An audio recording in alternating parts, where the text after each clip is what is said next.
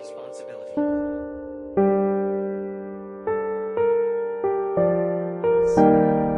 Finishing this fight.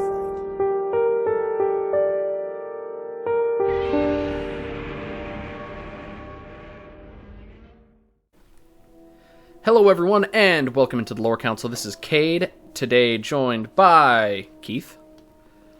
Heyo. Heyo indeed, and today we are returning to the Far East, and we are returning to the Godzilla franchise. Today, going in chronological order of the Heisei series, and coming up to 1989's Godzilla vs. Biollante. Yeah, alright. Yeah, 1989, super cool year for everything. This movie came out. Actually, what did anything cool happen in 1989, or am I just making that up? First Batman movie. Oh, first Batman movie. I do like that Batman movie. I think that's about it. Yeah, I can't think of anything else. Taylor Swift has an album called 1989 that I really like. Ew. But no, the main focus is 1989's Godzilla vs. Biollante. This obviously being a direct sequel to the 1984's Return of Godzilla. This movie was directed by Kazuki Omori, who kind of really did a lot of good stuff in the Heisei era and everything. And I guess overall spoiler-free thoughts to kind of preface the video. What did you think? I thought this was a really solid Godzilla movie with like a unique and interesting plot. Are you talking main plot or the side plot, or both? I think the main plot is what is the side plot? The giant plant or? Well, I would say the main plot is giant plant, and then like the side plot is all the secret agent stuff. Oh, okay. Yeah, well, I would say the main plot, is pretty cool and interesting, and the side plot is, it's fun and wacky. It's kind of like, I would say so bad it's good. Yeah, it's kind of, I would say that, it is kind of, and obviously, you have to, with some of these movies, you kind of have to excuse, like, the effects of the time, as well as, these Godzilla movies weren't being made on, like, a American Hollywood budget as well, so. Yeah, I mean, it's been a while since I saw this. I think it was like a month ago. Mm-hmm. But I'm pretty sure when they like the dudes were getting shot, were there just like nothing? Were they just like reacting, or and they just like all over? But I can't remember if there was any blood effects. I don't know. Are you talking about the beginning, or just in general when they're getting shot? Just in general when people were getting shot. Yeah. Yeah, there's no like blood effects or anything, and I don't know, that could be due to like, I don't know if Japan has different like, thresholds for that kind of stuff. Obviously in America in the 1980s, anything went. So I don't know if there's like a difference between, like the rating system and what's allowed and whatever in Japan in the 1989 or right. What else, but overall, yeah, I think that like the side plot with like all the people kind of competing for like Godzilla's cells. I think it's a really cool concept because it kind of continues the theme, I guess, of Godzilla being like kind of like a worldwide thing, as opposed to like, oh, he's just destroying Tokyo, because obviously in the previous movie they have like the threat of Japan getting nuked again by the Russians and the Americans. So I think it's cool that like Japan kind of gets to like take center stage like globally again. Right, and with like the kind of gangster-ish sort of, plot with like Godzilla's cells and all that. It kind of reminded me of Pacific Rim, Yeah. with like they had like the kaiju, the juice or whatever. They would use it for stuff. Mm-hmm. So maybe Guillermo del Toro kind of ripped off Godzilla vs. Biollante a little bit there. Maybe. The cells debacle. But anyway, that was cool. That kind of reminded me of that, and I just thought it was like a cool thing like that. That makes sense to me. Yeah, and it's kind of cool. I think in a couple other later movies, Godzilla's cells comes up. I know for sure it does in Space Godzilla, Godzilla vs. Space Godzilla, as well as, obviously, Godzilla 2000. Godzilla's G cells are a big part of it. Right. I can't remember why they're so special, except for the fact that I guess, like, Godzilla's cells, like, combined with, like, a...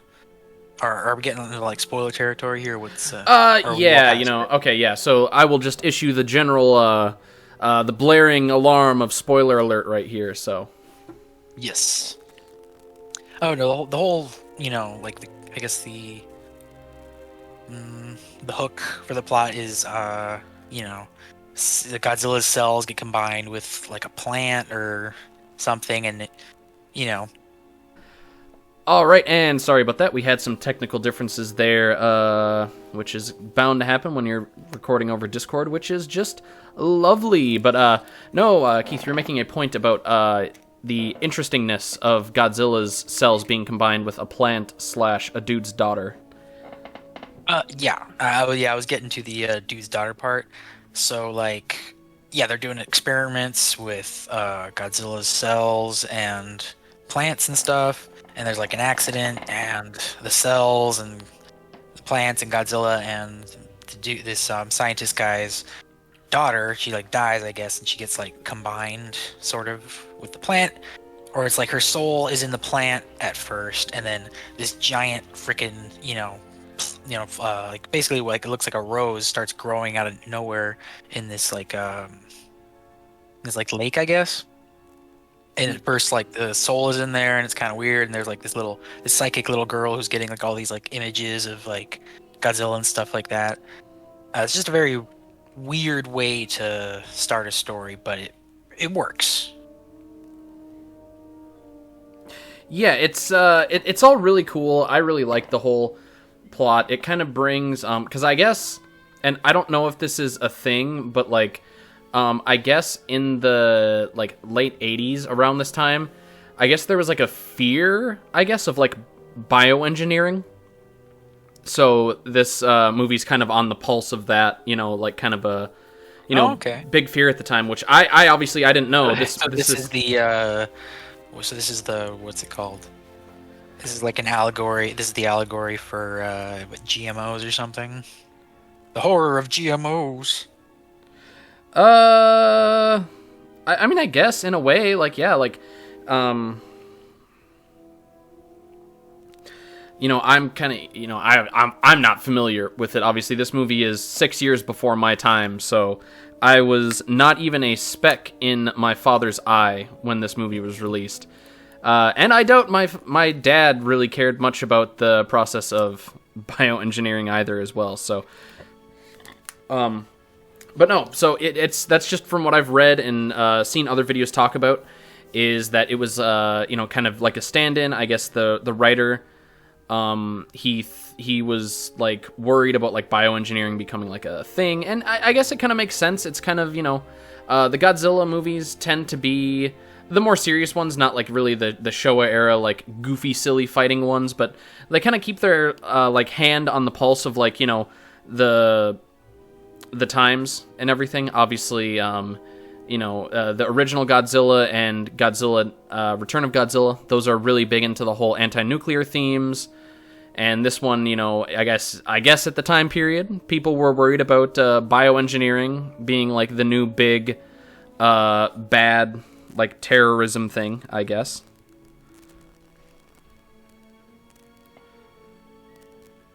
Yeah, I mean, I didn't particularly get that from the story, but I could see that, but it definitely doesn't hit you over the head with that message.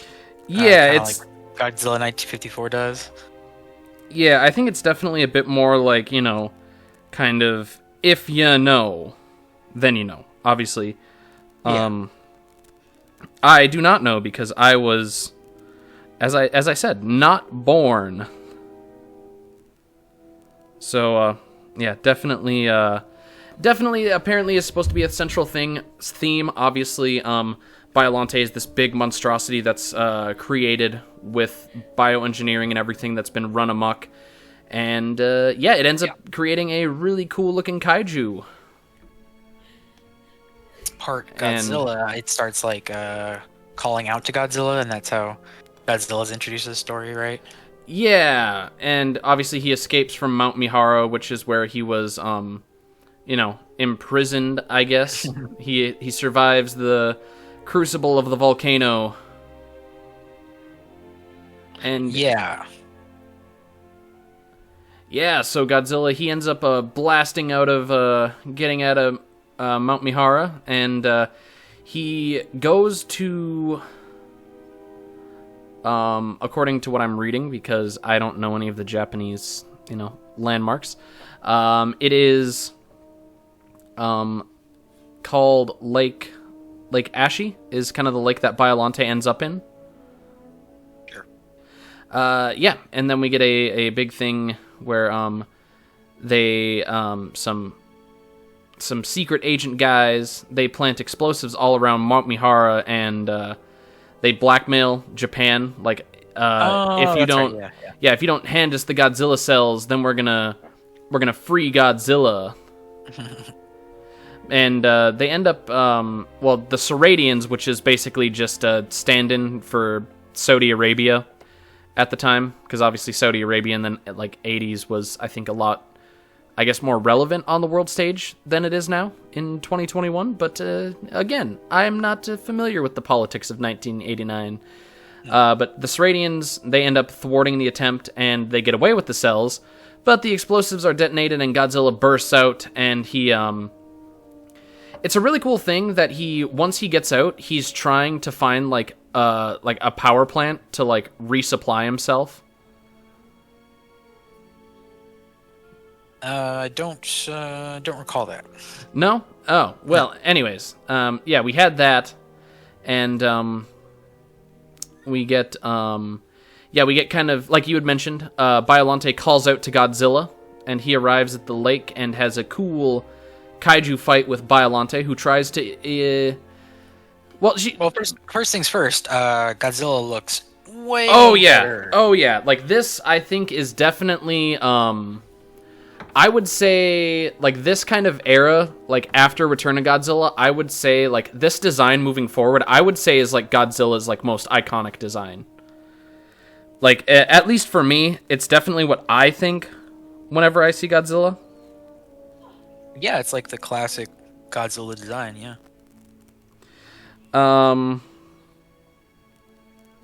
That, to me, was just a huge improvement for the movie. Yeah, really. And I think really the biggest thing is, they scaled his head down, so it's far less comical. His head is much more proportional to his body. Maybe even a little bit darker and maybe more spiny. And I think they made his feet, they changed his feet. I think they made him a little bit fatter. Yeah, they added some, they beefed him up. He was pumping iron while he was trapped in the volcano. Yeah. This is the new and improved Godzilla. New and improved Godzilla hitting the gym. This is a really small thing that I like, but Godzilla in moving forward in the Heisei series, Heisei era, he has 2 rows of teeth in his mouth, which I think it's a small thing, but I really like it. I don't know why. I didn't notice the teeth. I'm not really sure how much different his snout is, but my main thing is just his eyes. Now they're kind of they have a sort of, he has a brow that's a scowl, and it goes over the eyes. Yeah. And you can kind of tell they're kind of glassy, but for the most part, it's gives you the illusion that this is a giant sentient lizard monster.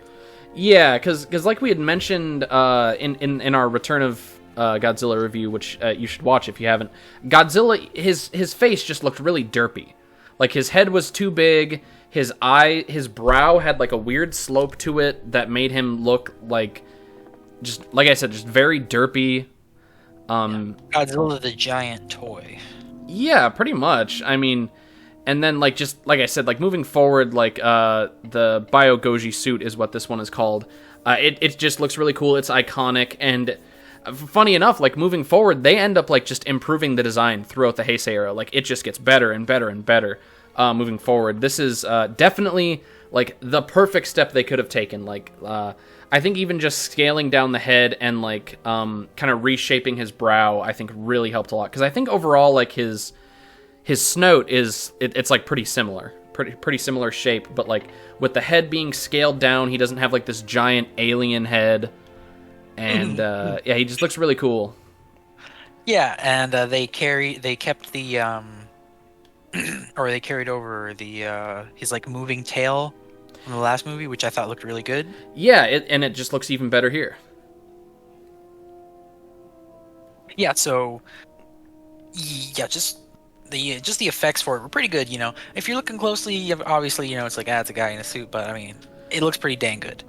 And yeah, like I think all the other effects around it definitely worked. The planes and his atomic breath, everything I thought worked pretty well. Yeah, the only tiny little thing is Oh wait, I know what you're gonna say. What is it? His spines are too wobbly.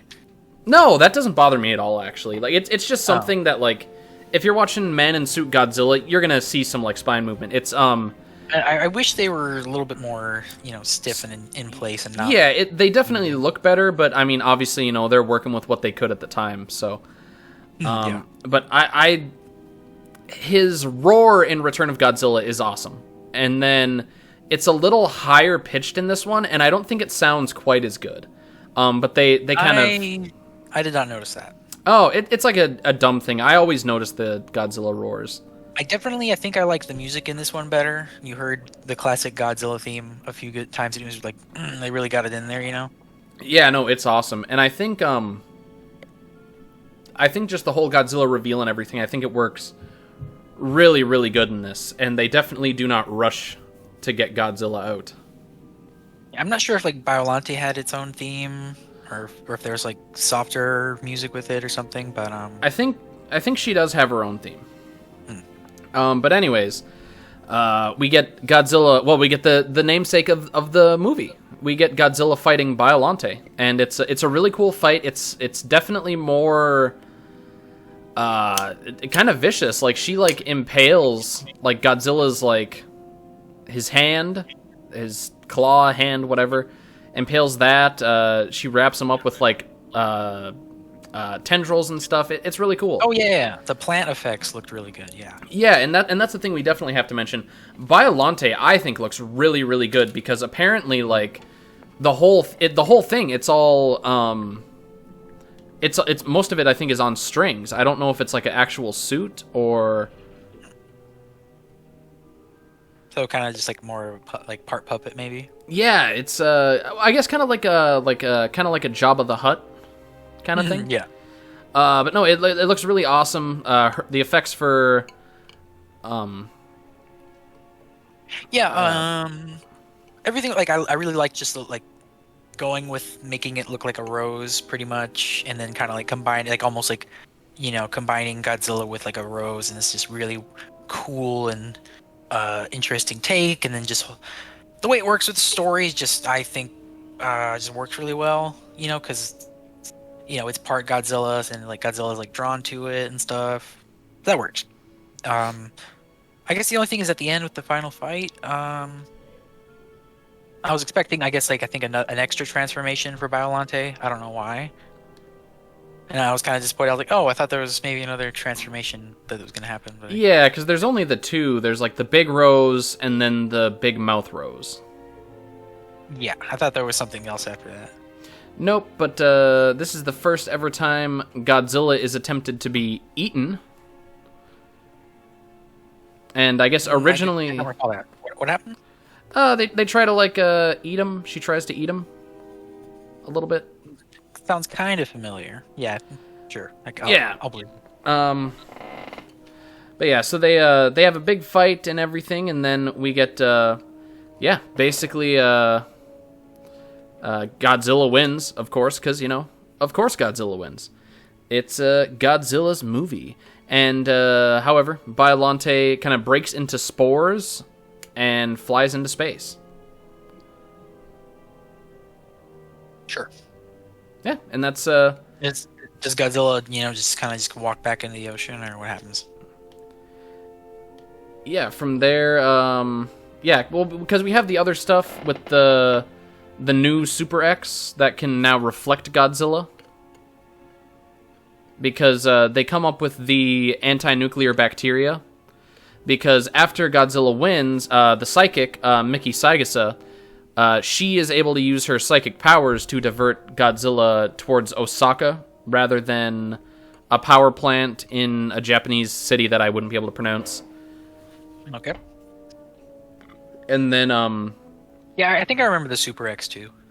yeah, that's what it's called, the Super X2. And, yeah, so from there, I think the Godzilla cells are returned to the Japanese Self-Defense Force, and they come up with the idea that if Godzilla's body temperature is increased, then the anti-nuclear bacteria are going to work against him. So they come up with an idea to basically hit Godzilla with lightning and increase his body temperature. And because Biollante shows up after a second time, not after she dies. I kind of skipped that. And because Biollante tries to eat Godzilla, and then Godzilla fires his atomic breath right into her mouth, and then he collapses because he's exhausted because of the bacteria, the anti-nuclear bacteria, and he falls asleep. And then this is where Biollante dies, not the first time. And then you get a tiny, really goofy scene of when Biollante dies. The image of Erica, who is the scientist's daughter, appears in the stars, and it's really goofily edited in because she was inside the monster all along. Yeah, that sounds kind of familiar, but the main point I think of this movie is just better Godzilla and just cool little story, and it's fun, Yeah, not everything's perfect, but for the most part, it's just good. Yeah, and basically, Godzilla he wakes up again and he just goes off into the ocean. That way, we get some really good fights between him and some planes and stuff out there. Yeah, it's really cool, and he's just like, "Oh, fuck you guys, I'm gonna go take a nap."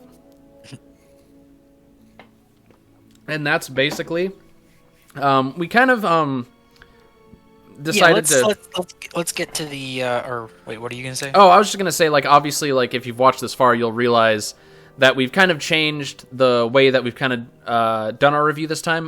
We kind of came to the consensus that in Return of Godzilla, we kind of hit every single plot point, and it kind of just obviously then becomes us just reading the movie to you.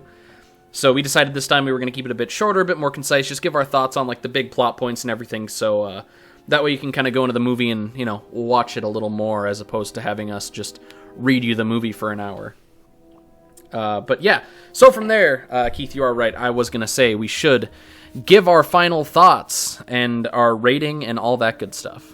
Oh no, I was going to say we should address just the subplot that involves the secret agents that speak really bad English. Oh, yeah. Well, anyone who kind of speaks English in this movie does not speak good English, obviously, because I think the thing is they don't. I'm sure in Japan it's hard to find an English-speaking voice actor. That's good, obviously, because it's Japan. They're not going to find English speakers, which is totally fine. And I'm sure to the Japanese audience, I'm sure they couldn't tell the difference because they just had the Japanese subtitles. So it's basically probably us, just the inverse of us, watching Japanese actors with English subtitles. So no, yeah, and I don't know if maybe in the dub version they cover over the bad English with better dubbing or something. But in this version, so it's pretty much just Japanese subtitles, and then when they speak English, it's whoa, it's that's bad English. That's kind of ooh. And so it's a little bit immersion breaking. Yeah, very jarring. Yeah, it definitely. Yeah, I kind of like it. It definitely sets it as a Japanese film, which is kind of cool to be able to recognize. It's all quirky, it's all wacky, Yeah, and obviously, it's nothing that's I would never say that would be movie ruining. It's I mean, there's a dude who in a suit with sunglasses who just goes around the whole film shooting people. Yeah, he's the bad guy. But yeah, so from there, I guess you kind of want to give our overall thoughts now. Sure. All right, cool. So my overall thoughts was this is probably in my top 10 favorite Godzilla movies. Really, really love this movie. I think when I was a kid, I didn't like it as much because, Godzilla doesn't show up until like the latter parts of the film. And, when you're a dumb little kid, all you want is big lizard shoot laser. But, as, I've kind of, grown into an adult and everything, I've kind of definitely come to appreciate this one a bit more. Obviously, it's always very interesting to see what themes a Godzilla movie is going to be portraying. This one, obviously, I can't really relate to. I don't know any, scares that have happened because of bioengineering besides, like, Facebook Karens complaining about GMOs. But overall, like, I think it's awesome. The effects are awesome. It's a Godzilla movie, so the soundtrack's always going to be good. Biollante looks really good. Really cool idea for a kaiju as well, rather than having like another big reptile, a big, another big like take on a lizard or an animal or something. Or just Godzilla versus like the military and the world, I guess. Yeah, because you still get those cool like iconic Godzilla versus like military scenes. But I think the effects for Biollante are like really, really awesome. The design for it's really, really awesome. The second shelf in my Godzilla shelf, which if you haven't seen my tour of my Godzilla and other memorabilia, check that out in the description. My second shelf on it is completely dedicated to the Godzilla vs. Biollante movie designs and suits and everything. So, I just really love this movie. I think it's pretty underrated as far as Godzilla movies go. I think it kind of gets, due to like some of just the really, really good stuff that happens in the later Heisei era of Godzilla, this one kind of gets overlooked, I would say. And, it's kind of more of like a Godzilla fans movie as opposed to like, this isn't the one that, the people who just saw Godzilla 2014 are going to go see, back, 7-8 years ago. Yeah, I don't know why I'd never like heard of it or seen it anywhere at like a Blockbuster or something back, something back in the day, or seen it mentioned online. I had to be told by, someone in real life who's like a big Godzilla fan. Who's like, oh yeah, there's this like movie that's like the sequel to like the Godzilla reboot. I was like, what? I don't remember watching that. Like, yeah, the giant plant, definitely a hidden gem, it would seem. Yeah, I would definitely say this. I think in Japan, this one was actually voted by Godzilla fans to be the #1 Godzilla movie. So I guess in Japan especially, this movie is like really, really revered. And I think it's kind of one of those things where it ended up being like a cult classic, where like the critics didn't really like it as much, but the fans really like latched onto it. So yeah, sure, let's slap that label on there too. Cult classic. So, any especially thriving thoughts that are sticking out in your head you want to get out about the movie? Oh yeah, certainly enjoyed it. Just a huge improvement over Return of Godzilla, just in terms of the design and the there's Godzilla has a monster to fight. The human story was not terrible. It was relatable. The scientist guy with his daughter and like the kid who's like a sidekick. It was cool. I like the little drawings. That was good. It wasn't and I thought it worked nicely with the story, and then the side stuff with the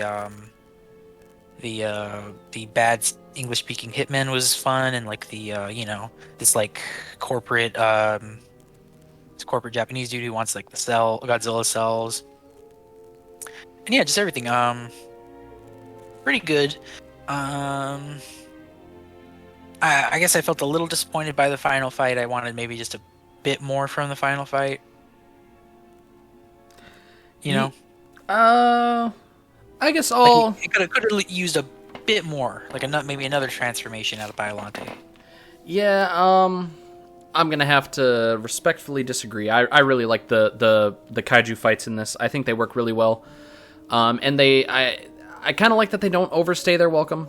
Like, obviously, yeah, it's going to be a big part of, a thing called Godzilla vs. Biollante, but I was really satisfied with the fights in this. But I could see how, like, a bit more would have also been cool.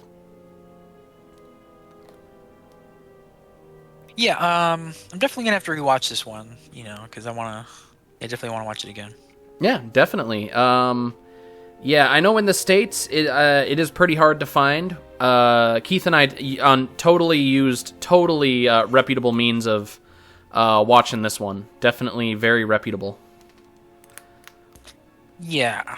Yeah. Oh, and so so it's funny, for Return of Godzilla, I liked it less, but I can remember the story like really clearly. I can remember like just most of the beats for it, Well, that's also a lot simpler. Yeah, I guess so. Maybe that. Yeah, because so I guess Biollante kind of like jumps a lot back and forth between stuff, right? Yep. So maybe that's a little jarring with the storytelling, but it does work though. But yeah, I guess that makes definitely. it kind of hard to, it's all over the place, right? Yeah, it's definitely a bit more plot than some other Godzilla movies, but Godzilla 2, a beautiful mess. Yeah, I definitely wouldn't say mess, but definitely Godzilla 2, a really full Thanksgiving plate. But it has nothing on the next Godzilla film that we will be covering next time, which is Godzilla vs. King Ghidorah. So, Keith, unless you have anything else to say, we'll be concluding it up. Yeah, if you listen this long and maybe you want us to do like a Godzilla vs. Biollante commentary, well, tell us. Oh yeah, definitely. Like, if you have any Godzilla or just anything related ideas, drop them down in the comments if you've watched along this long. We appreciate everyone's input. And if you have any strong opinions either way on Godzilla vs. Biollante, or just want to totally agree with us and feed into our massive egos on how much you love this movie, or if you just need some random background noise when you're trying to go to sleep, think about us. Yeah, if you need a podcast to play on your drive to work, think the Lore Council. But with that, guys, this is Cade from the Lore Council signing off. This is Keith. We'll see y'all later.